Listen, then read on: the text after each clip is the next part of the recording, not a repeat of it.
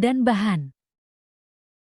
Siapkan alat dan bahan yang sudah dipersiapkan. Kemudian masukkan kapas secukupnya ke dalam gelas aqua. Langkah selanjutnya, masukkan 4 biji kacang hijau ke dalam gelas aqua yang sudah diberi kapas. Lalu letakkan di atas kapas, kemudian beri sedikit tetesan air agar kapas dalam keadaan lembab. Lakukan hal yang sama ke dalam gelas aqua yang kedua. Tidak lupa untuk memberi tanda yaitu gelap dan terang.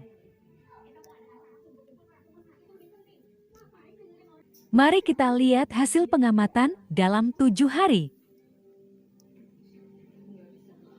Hari pertama, biji kacang hijau sedikit membuka.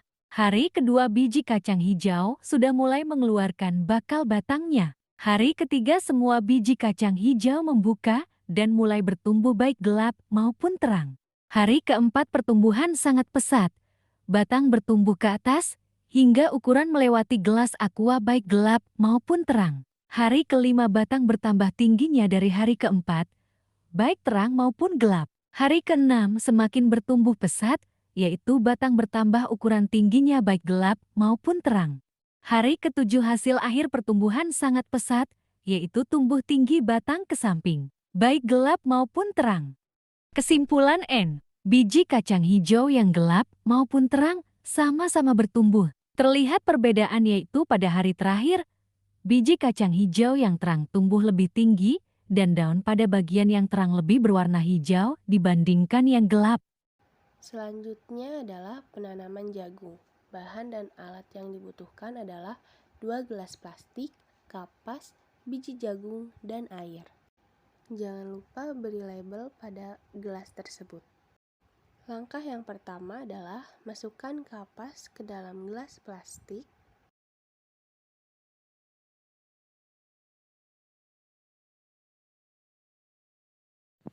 Masukkan 4 biji jagung ke dalam masing-masing gelas, lalu beri air pada masing-masing gelas secukupnya.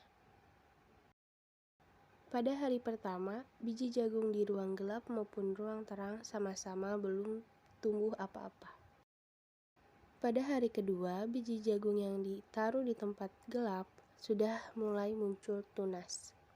Sedangkan biji jagung yang ditaruh di ruangan terang belum tumbuh tunas. Pada hari ketiga, biji jagung yang ditaruh di tempat gelap, tunasnya sudah mulai merambat. Sedangkan biji jagung yang ditaruh di tempat terang sudah mulai tumbuh tunas, kecil.